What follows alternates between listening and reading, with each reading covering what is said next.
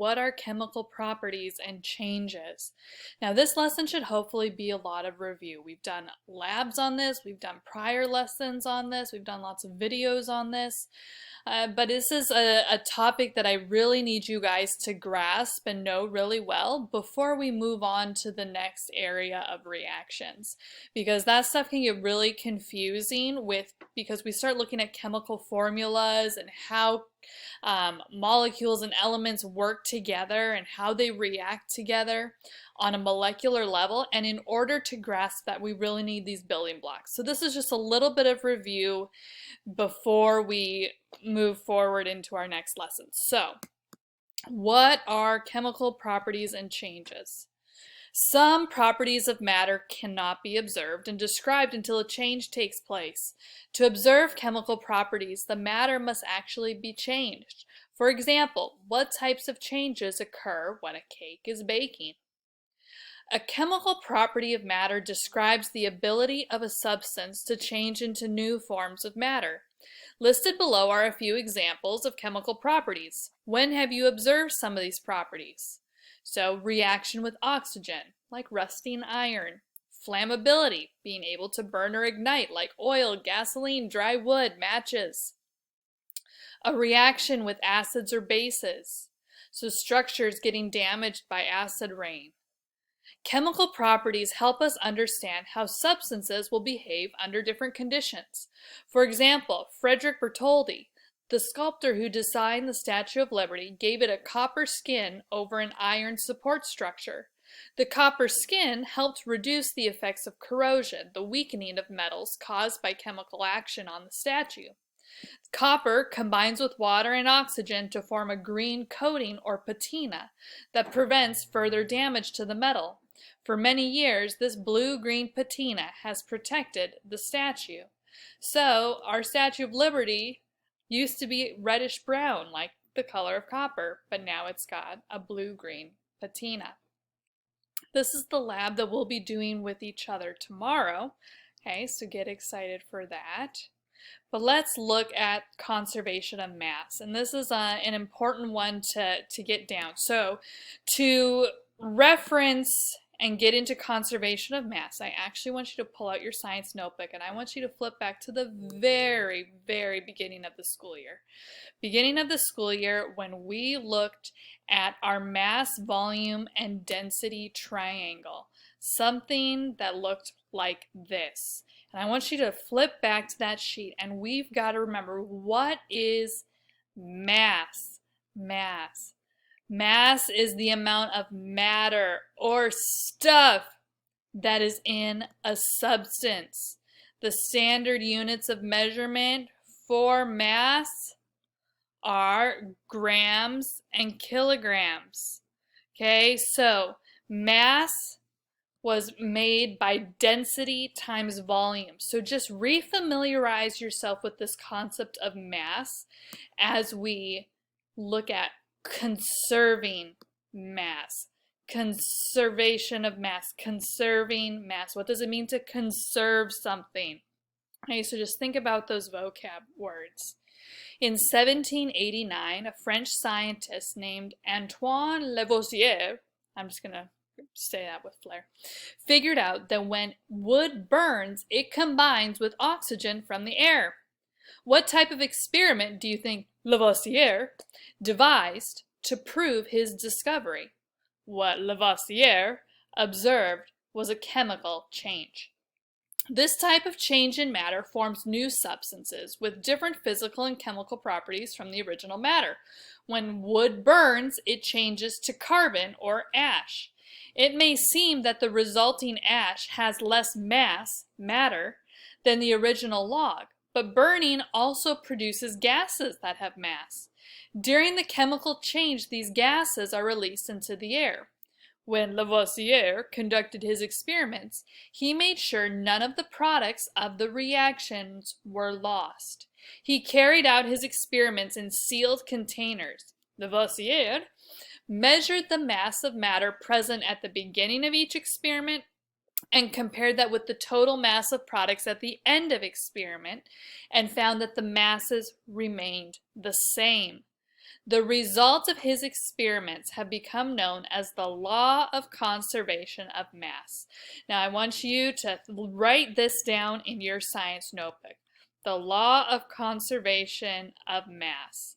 The law states that whenever a chemical change occurs, the total mass of substances in the chemical reaction remains the same throughout the change.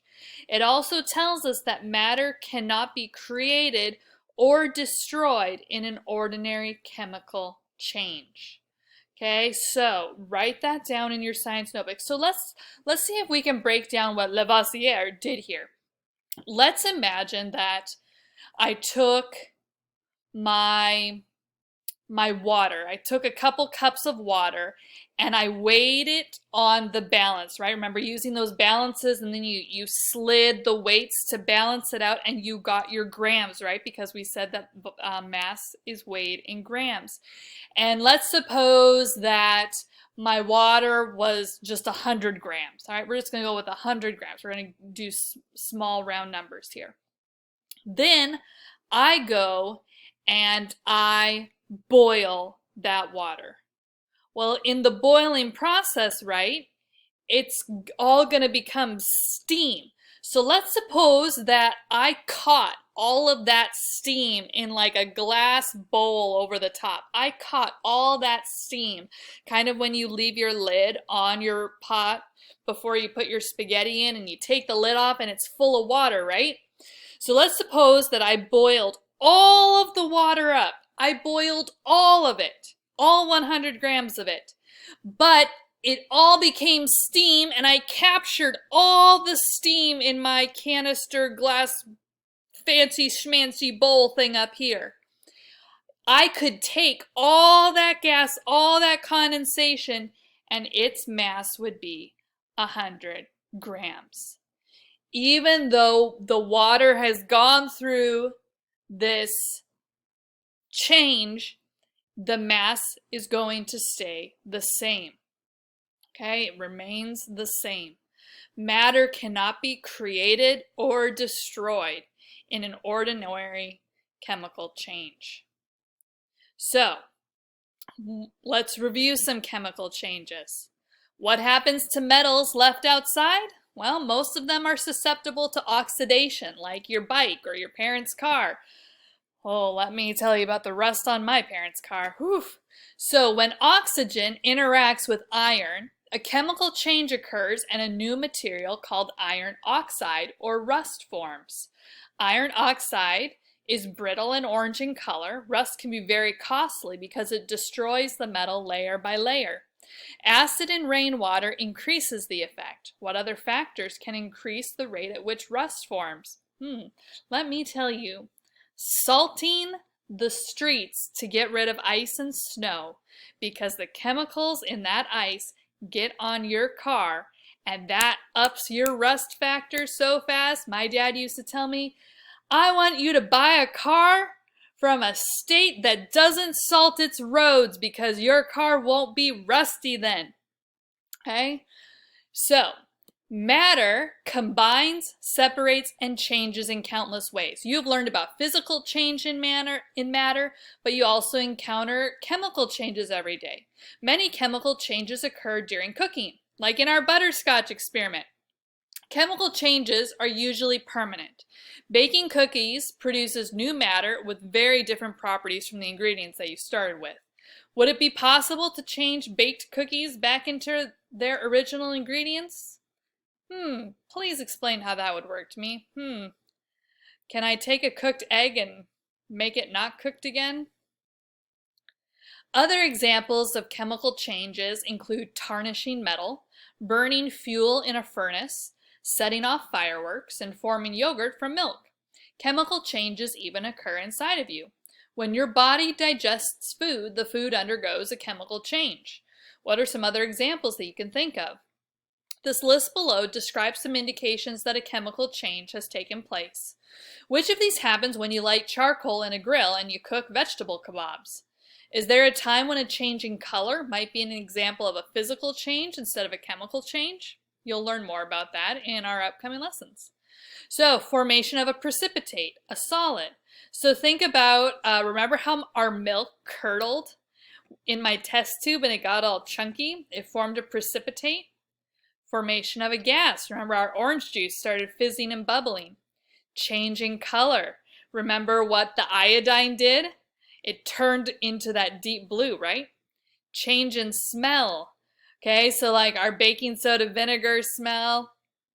Change in energy, heat, or cool. Another name for a chemical change is a chemical reaction. A chemical reaction occurs when two or more kinds of matter interact. And you're already familiar with some. For example, photosynthesis. That's the reaction that plants use to make food. Cellular respiration is the reaction in all cells that changes sugar into energy.